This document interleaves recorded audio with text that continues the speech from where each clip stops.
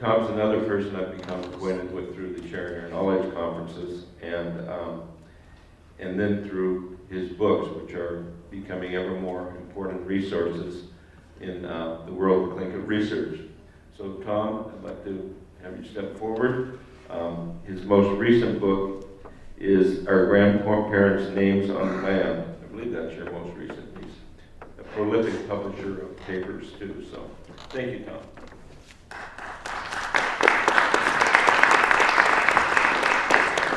Thank you, Peter, and thank you for really organizing a wonderful conference and for the invitation to be here. I'm absolutely terrified. I've never been asked to reflect on my writing, and there's probably a reason for that. Like Arlo Guthrie once said, he's a well-known folk singer, but he also made a film called Alice's Restaurant, and he said, I only ever made one movie because I saw it. And, I only ever made one movie too. It was actually about berry picking in Glacier Bay, and I saw it. But I really wanted to make another, and I realized how difficult it is, and how you have to have funding, and you have to have good editors and things like that. I was a little more comfortable with writing, but I think the discomfort for me is a kind of a healthy discomfort that is produced by being a professional social scientist working among people who read your stuff and tell you what they think of it quite candidly. And I think that's a very healthy tension to be in, because certainly in my field and in social science in general, a lot of scholars are criticized for writing in, just for themselves, if you will, and writing in the latest theories and the boutique concepts. And then in social science, we have this horrible tendency to invent new terms whenever we feel like it, even if there's a similar idea that already exists. And that tends to make access more difficult for local people. And we were honoring Dick Downhauer last night, and I don't know if anybody said something that he said to me a number of times, which is, anything that I write, I want it to be able to be read by anybody I work with in Southeast Alaska. So he very politely told me that my first chapter in Being in Place Among the Tlingit did not meet that test. And that was the ritual where, as a graduate student, you try to show your committee that you read all this theory, and you just get it out of the way in the first chapter when you review the literature, and then you move on to what you really want to talk about. But anyway, I did, when I published the book, I kept that in and tried to condense it, but that just made it more difficult to access. So, and the proof that he's right is that I now, teaching in Oxford, I sometimes use a chapter from the book in a seminar, and one girl from Ghana told me very candidly that she found that chapter quite difficult to access. So, but I think that's a healthy tension to be in, to know that you want to convey ideas in a way that is accessible, but not that it dumbs anything down, as it were. And so I found when I did invent concepts in good social scientific tradition, I tried to do so using fairly plain language, or even better, using indigenous concepts. And I think the other thing about being an anthropologist, trying to write about Tlingit, is you're in a long lineage of scholars. I just got out of the shadow of one of them down at the end of the table, who's written a lot on a lot of topics, and you have to differentiate yourself. You don't want to just write the same things or write in a different vein about the same things. You want to pursue complementary agendas. And then, of course, we all live under the shadow of people like Frederica de Laguna, who wrote absolutely encyclopedic ethnographies on Tlingit.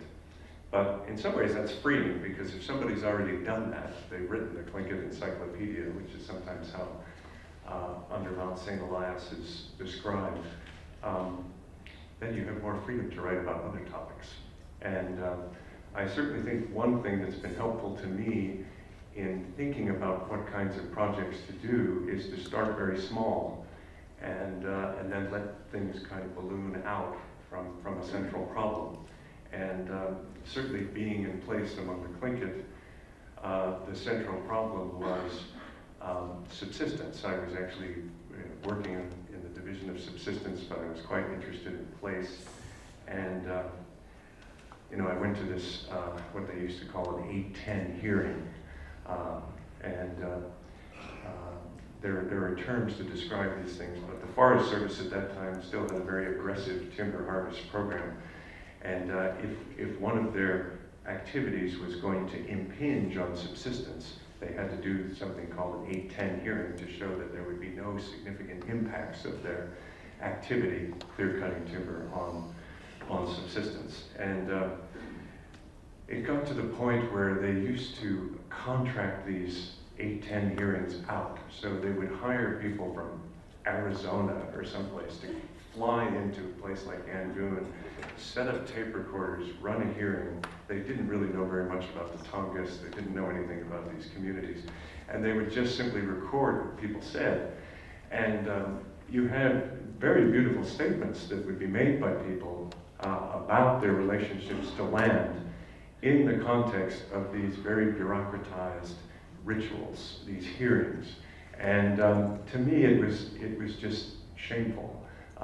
So I took one of those statements that was made by Gabriel George in Angoon that said, these places that we're talking about, I think it was Kelp Bay, the one that I was at, timber harvest in Kelp Bay, said they're not just important for subsistence, because it was a subsistence hearing, but they're important to our sense of being. And I just took that and said, wow, that's an amazing statement. What does that really mean when somebody says that? What does that mean? And how would you analyze that and try to develop a project to try to answer that question? What does it mean that these places are part of our sense of being? So to me, that's often a very good place to start. You just start with a kind of a philosophical statement or a problem that somebody poses, or a severe disconnect, like this guys from Arizona collecting these statements but not really knowing anything about the context of what they meant. The only justice in that hearing, by the way, was George Jim. I know people remember George Jim from Angoon, but he used to get up and testify at these 810 hearings, and he always referred to the Forest Service as the Lawn Service. And I think that's because they had an aggressive clear-cutting campaign at that point. But so he always called it the Lawn Service. But someday I'll write about that because there was great irony in that statement, at least at that time. So if there's advice or reflection, I think it is starting with a problem or with some small concept and building outward. I think it's a lot easier to write if you go that way than if you go the other way, which I've also tried, which is trying to be absolutely comprehensive. So the place name, Atlas,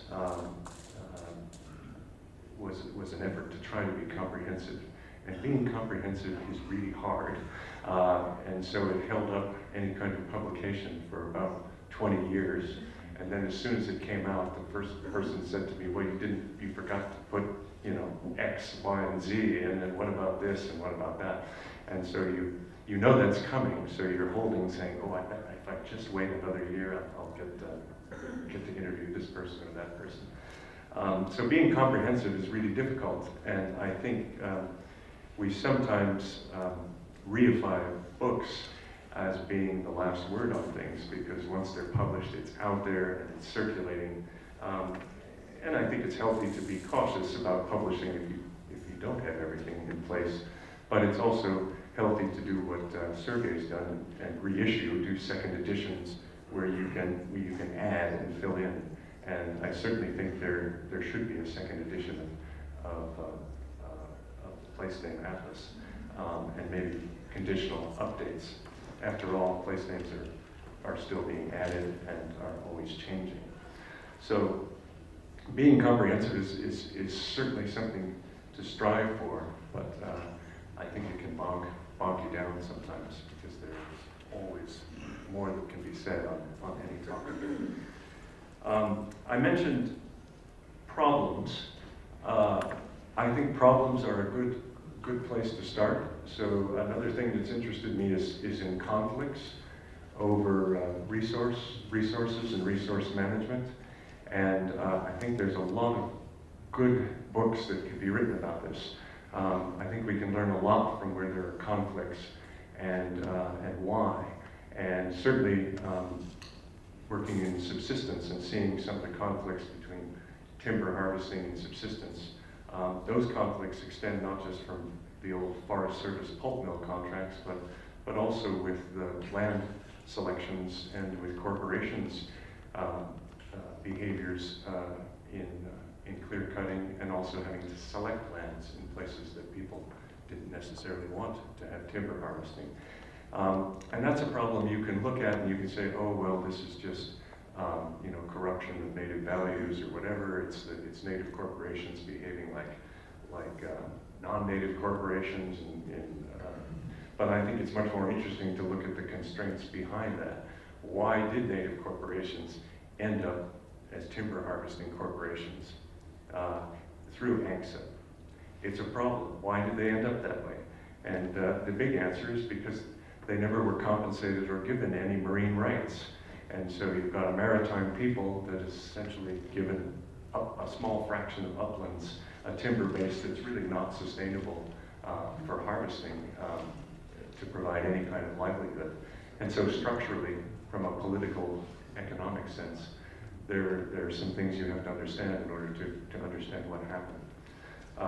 So I agreed to do a project on Alaska Native corporations. I don't know if I'll ever publish a book on it because it won't be liked by many, I'm sure, because it starts with these inherent conflicts. But yet, I think it has to be looked at because from an anthropological point of view, Alaska Native corporations are among the most important institutions ever created anywhere in Native North America or anywhere in the world for that matter. They've had enormous impact on cultural life in the 20th and 21st century and continue to define the future in very important ways. And very few anthropologists have been willing to engage them at all. So it's not traditional culture, but it's culture, and it's important. So that's my way, I guess, of saying study up. Look at those problems of power and write about them. I think it's important to do. And then I guess I'll say a word about collaboration, or am I out of time?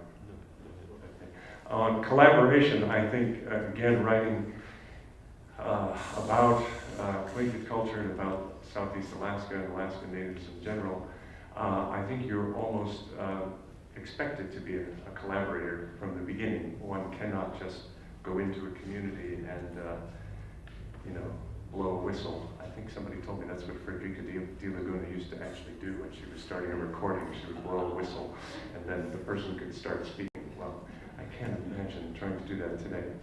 But you have to come in with a collaborative stance. You have to have buy-in from the community, and then the beauty of that is it leads to natural collaborations in producing materials. And certainly we tried to run the place name project like that, and when we produced the atlas, I invited contributions from a number of communities, and so there are authors, different authors from different communities writing about very different aspects of what places mean, how they're named, and why, and so on. Certainly the Clan Conference has produced, I think, a remarkable sets of collaborations. I was fortunate to be invited to the first one, and Andy Hope invited me to help him edit that into the first publication, Will the Time Ever Come, which was a statement uttered by Matthew Fred at the beginning of that conference. And I didn't know much about editing, but when you started to read the different contributions side by side, I think Sergey was making this point, you get to appreciate some of the intellectual universals, how people try to understand things. And the essay in there that really sticks out for me is not my own, but one by Herb Hope. Herb Hope was uncle of Andy's Kicksadi, who in his spare time really wanted to learn about his own clan's, what he called survival march after the Battle of Sitka, first Battle of Sitka, when they had to strategically withdraw away from the fort site and over towards Sitka Bay. He wanted to retrace that route, and he systematically looked at the sources, the Russian sources, the oral history, and then did a series of trips to kind of try to ground truth and find that route. And then he would write about it and reflect on it. And so the essay is all about that process of trying to put all the sources together to figure out where the path was. And to me, that's really what intellectual life is all about. And I think that would be a remarkable essay to assign to any student, interested in history or geography, but really just in intellectual process. If you want to understand something, how do you pull together the sources and try to make sense of it? And so I've learned a lot from editing, and then more recently from collaborations with a number of scholars, including younger scholars, like Ishmael Hope. And we went into a very dangerous territory by trying to write about something that only, I think, the Dauernhauers had written about with much sensitivity, and that's Tlingit oratory. And it's maybe worth stating the process by which we came together, because I think, again, it's a very healthy way to think about writing and collaboration. But it started with my promise to myself that I was going to write something about Clarence Jackson when after he passed away, because I was adopted by Herman Kitka, and Clarence made a very moving speech at Herman's memorial party on behalf of the Kagwantan, even though he's not Kagwantan, he's Eagle Salwedi. He made a speech to thank the opposite side for their removal of grief, and in doing so he told a story which was very poetic. So I decided to write this up, and I sent it into a journal, and of course they sent it to Dick, and he said, well, you really should look more into a few things. And another reviewer on the East Coast sort of said the same thing. And so I called Dick up, and I said, well, I want to do this. And he said, and I said, but what should I do? And he said, well, I was trying to actually invite him to help me collaborate. But at that point he said, well, I think I'm going to turn it over to the younger scholars. And he recommended working with Ishmael on it. And it turned out Ishmael had another piece of oratory from Clarence. And so we put the two together and wrote a little piece for that essay, which I think probably achieved more so than most anything else I've written, is trying to really appreciate the beauty of oratory, which after all, writing sometimes strains to capture. So I'll leave it there.